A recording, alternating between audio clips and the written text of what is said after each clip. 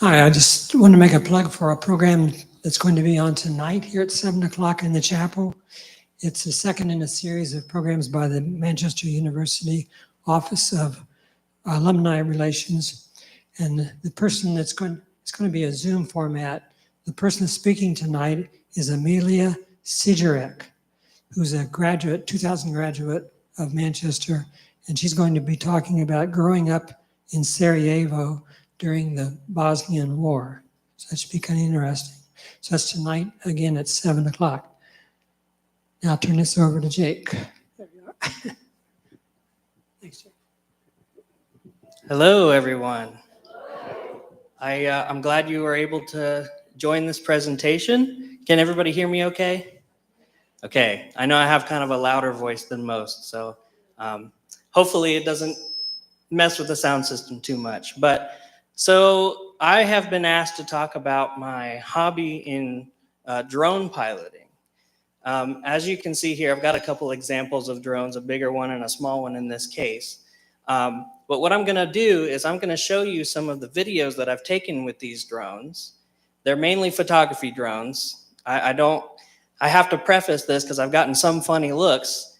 We're not talking about drones that you would use in warfare or anything like that. These are hobbyist photography drones that you take video with.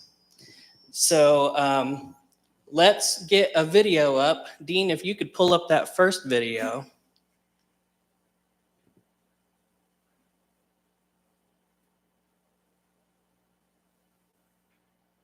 Now this is Bayer Farm Trail in Warsaw.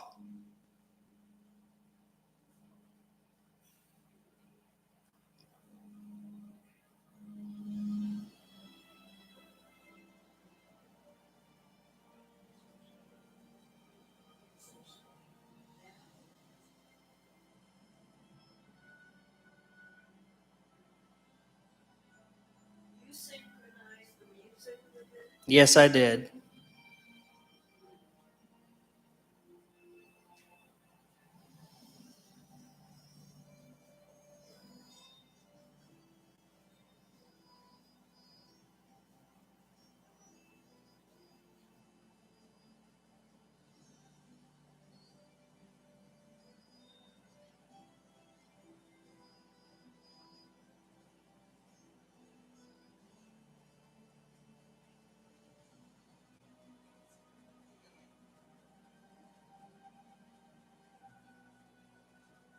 So you can kind of see all of the wetlands that are surrounding that Bayer Farm Trail over there. It's a wildlife preserve over there. It's got tons of birds and beavers and things like that that you can see from the boardwalk. Where are you standing? I am standing on the boardwalk. There we are walking. How do you program it? Tell what to do. I am piloting it with a remote control.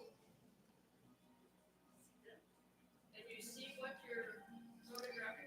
Yeah, there. I'll show it in a second, but the controller has a screen on it, so I can see everything the drone sees.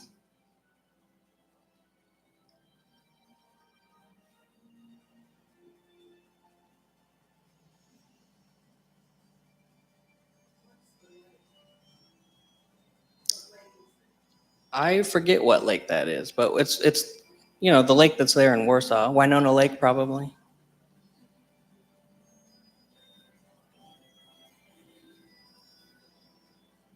Kind of makes you think of planet Earth, doesn't it?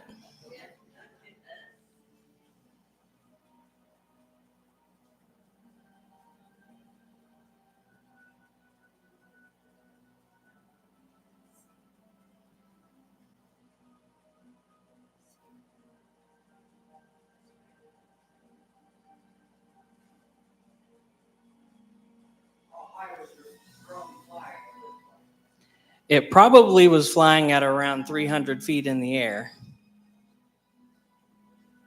The highest you can go per regulations is 400 feet up. But if it wanted to, it could go way higher than that. How long has this been up? What was that? How long have you said, when did you start? I started last year when I got the drone.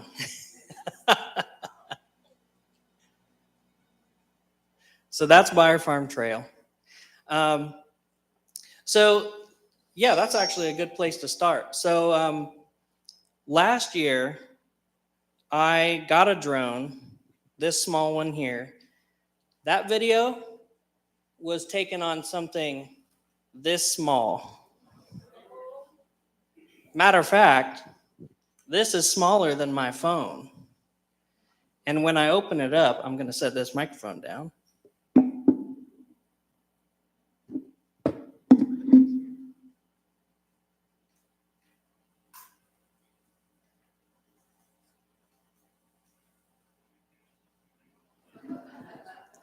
Tiny little thing, isn't it? But I shot all of these videos on this drone right here. And this controller, as you can see, has kind of like what looks like a phone on the bottom of it. So when it's flying, I can see everything that the drone sees right there on that screen.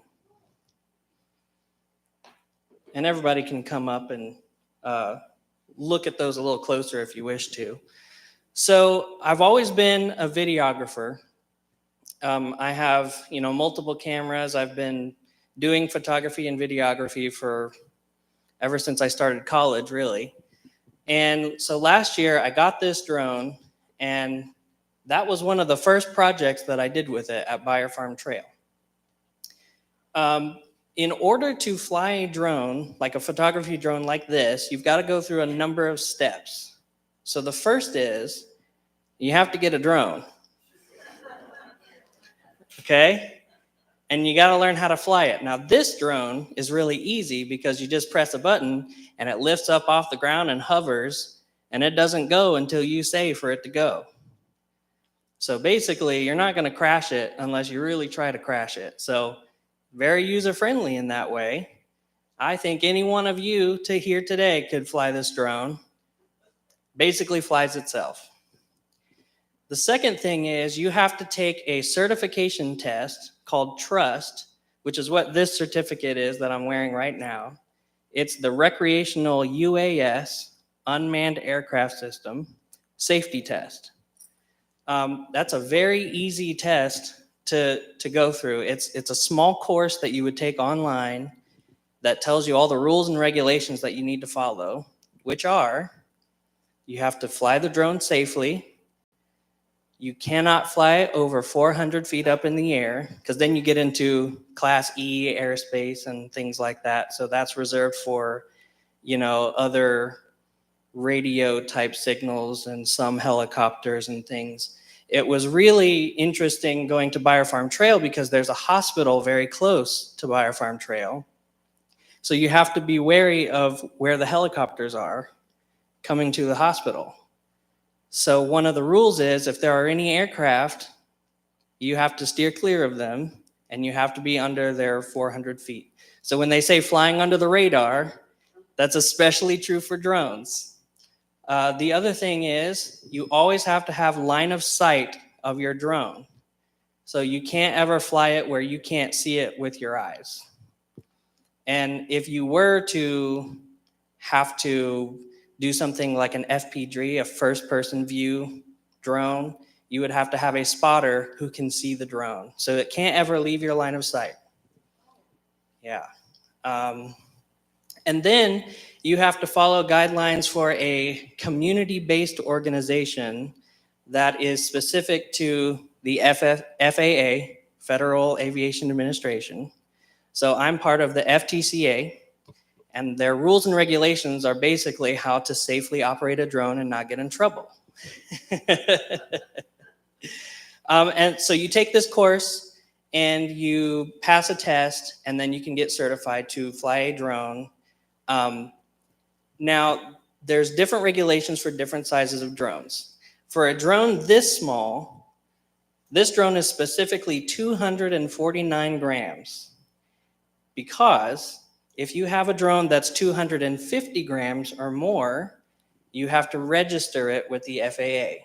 and they give you a serial number, and they can, track your drone to make sure that it's not going in any dangerous places or over people's heads where it could suddenly fall and hit someone in the head. This drone is small enough that if it were to fall, somebody probably would be fine. So for a drone this small, you do not have to register it with the FAA, but you do still have to have the trust certification. For a drone that is over 250 grams, like the other one here, the big white one, you do have to register it. You get a serial number, and there are laws out now where you have to have a module connected to it that sends a signal so that it can be tracked. And that's just for accountability for everyone.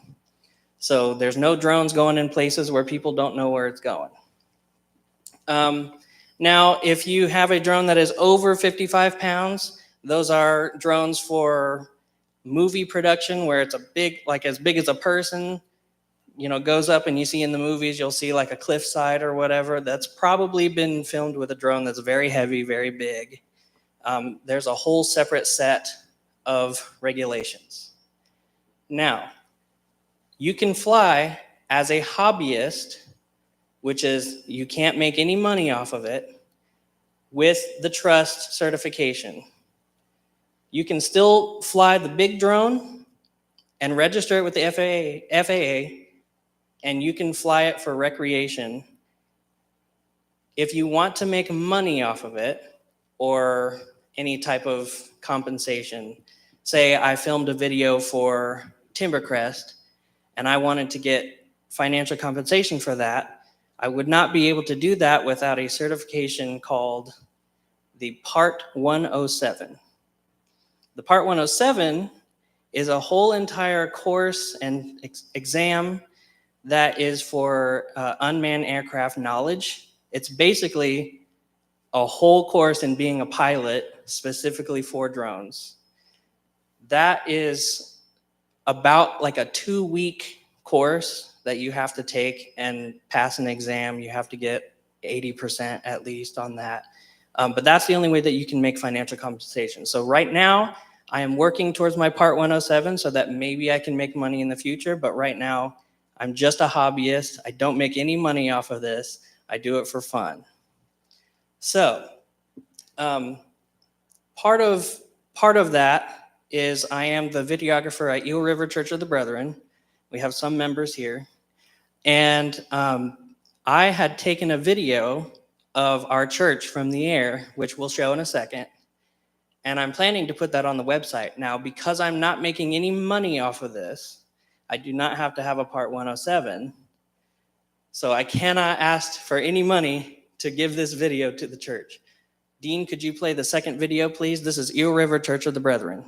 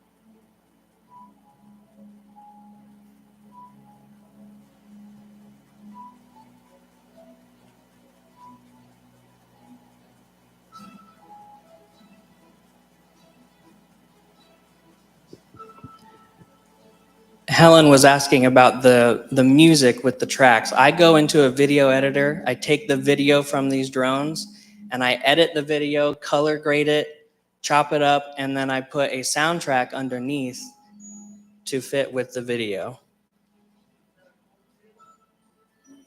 Yes.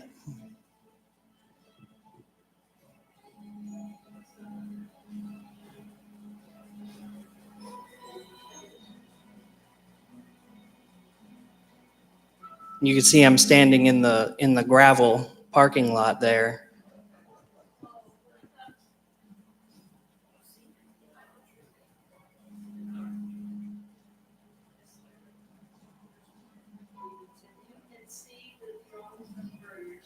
Yes.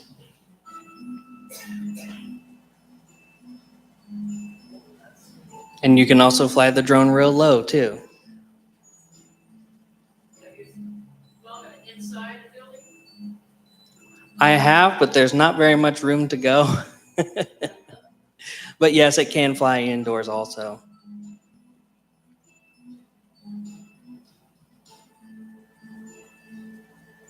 This drone specifically, the small one, has software inside it that gives you a number of controls. The one you're seeing now is an orbital, so it can track whatever it is you want it to track, and it'll spin around on its own. You don't have to control it at all.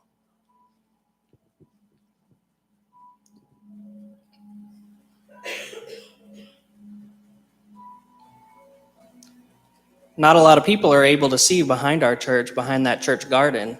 But with the drone, you've got a whole lot more that you can see that you normally can't.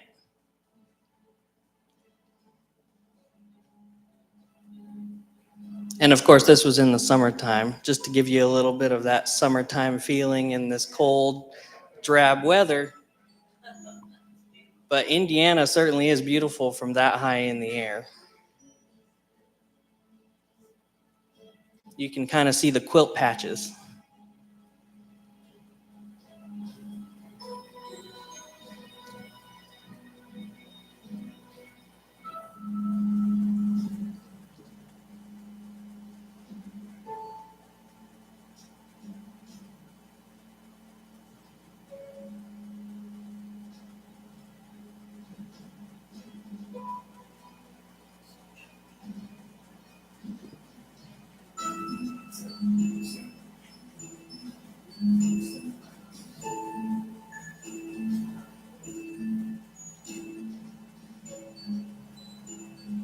Now, most of the time, I am controlling the drone with the control sticks on the controller.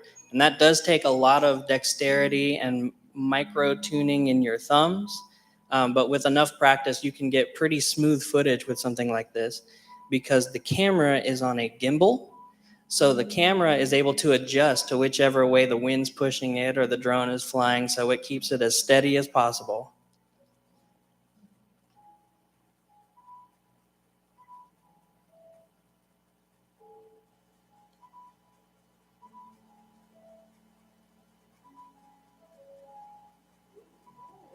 That's in our church garden during the summer.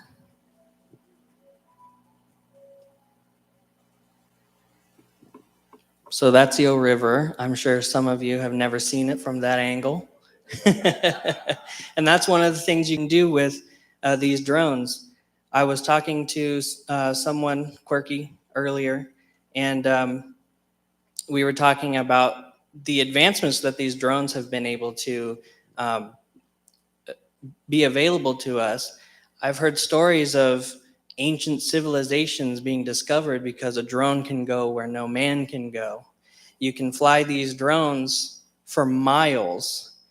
Of course, if you're doing it for a hobby, you can't let it leave your sight. But for something like a survey with LiDAR and things like that, you can take that drone and discover things miles into where maybe the topography or the forestation would not be able to let you go.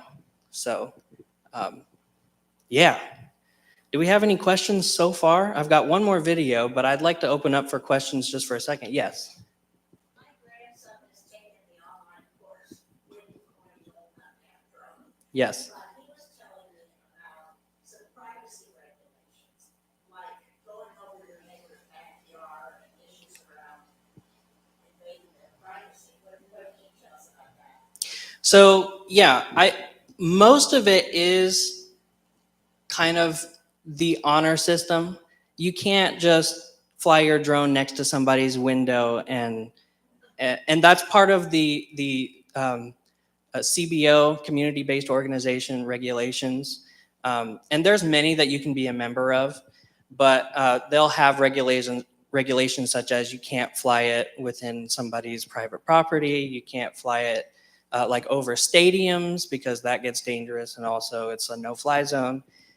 The interesting thing about these DJI drones, DJI is the brand, the manufacturer of these drones. The interesting thing is that their app that you use to control the drone. So the big drone, you connect your phone to the controller so you can see what the drone is looking at from your phone on an app. But the smaller drone here, it's the DJI Mini 3 Pro. With the controller, the app is already installed onto the controller, and it will tell you where you can and cannot fly. Yeah, it's got a program in it where you can't take off if you are in restricted airspace. So it will not let you take off.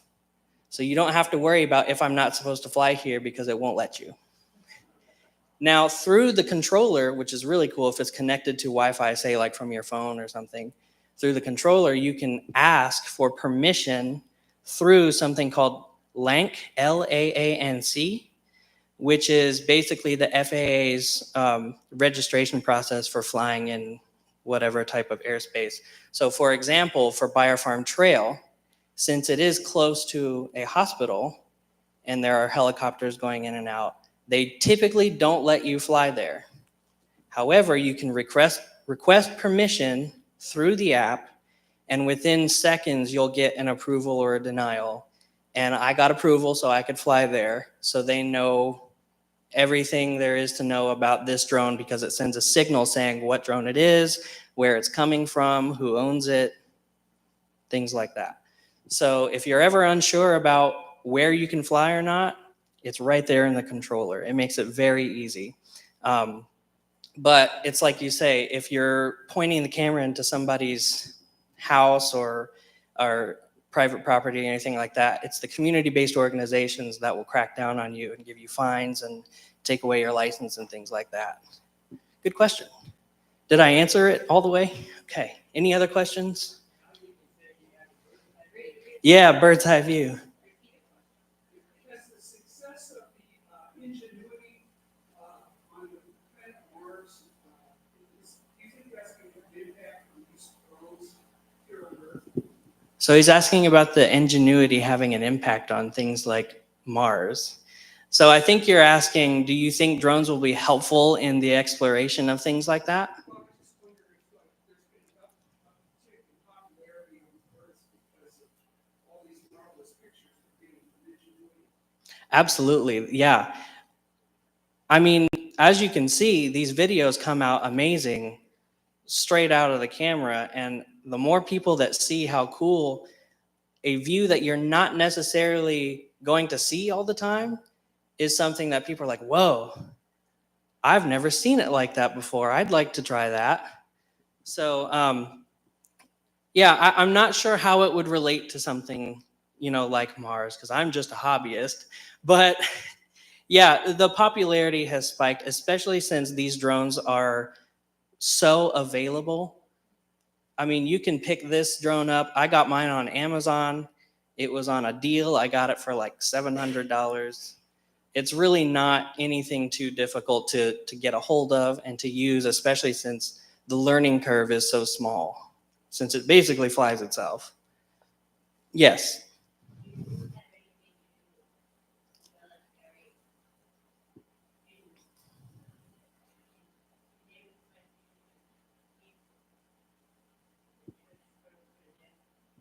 So, yeah, she's asking about do I have anything to do with military drones and can they ask me to take pictures and things like that? No, they wouldn't be able to ask me because I don't have a Part 107, and I'm also not part of the military, and I can't speak on military drones because that's a whole separate topic. Those are, in my opinion, those are weapons for intelligence. This is a camera. It's basically a camera that flies.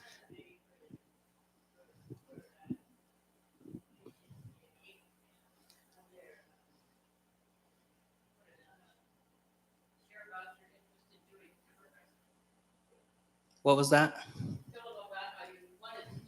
Oh, yes, I wanted to, I called the office of Christy, who is, what is her? The director. And I was asking if I could take video or picture of Timbercrest from the air so you could see that. I wasn't able to get through her office to do that, so I didn't do it. But yeah, I wanted to show you Timbercrest from the sky because that would have been pretty cool. But yeah, if I had a Part 107 certification, then I could do any contracted jobs where people want pictures of anything, is the short answer. Yeah, and one of these days, I'll finish my Part 107 certification and I'll be able to take on that job and possibly do that for Timbercrest if the opportunity arose. Yeah. Yeah. Yeah, and I've seen some which are pretty good. Any other questions? Yes, Roger.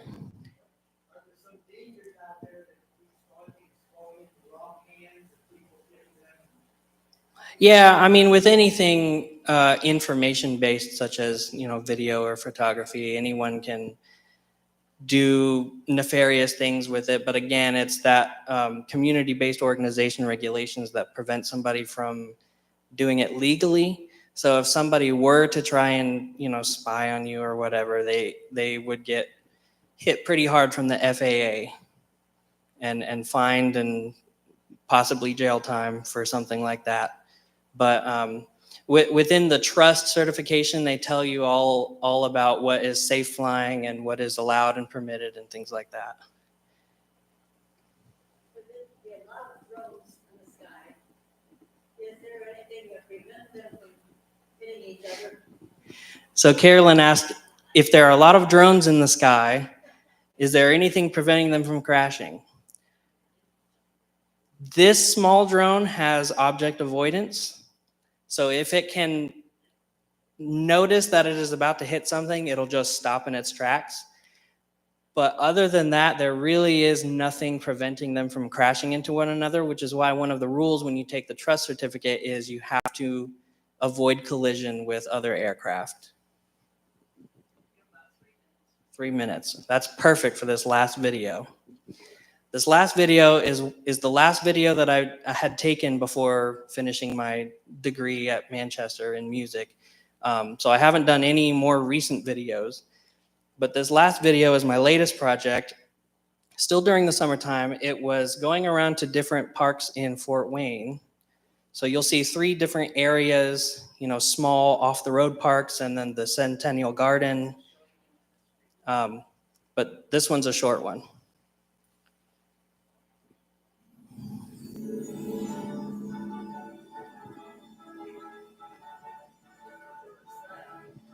Just a small park off the beaten road.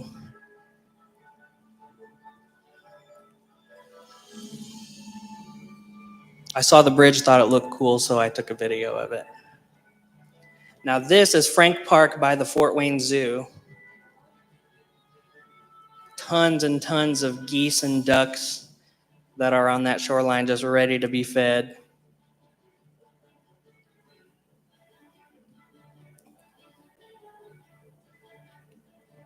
So like this residence right here, I don't get close enough to actually see inside their home or on their, inside any of the buildings. So it's pretty safe.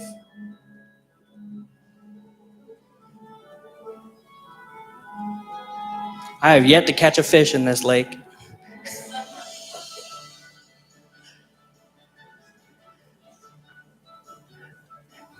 Now this is the Centennial Garden in Fort Wayne here. The Rose Garden.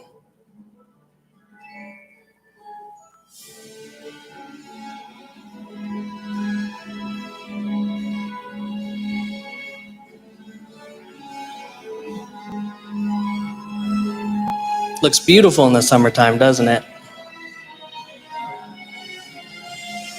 Lots of weddings happen there.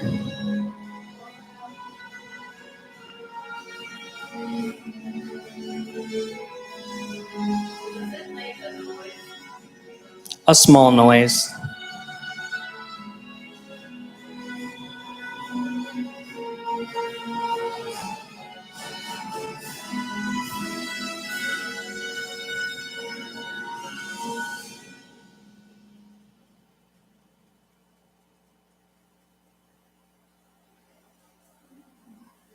Well, I hope you all enjoyed the videos.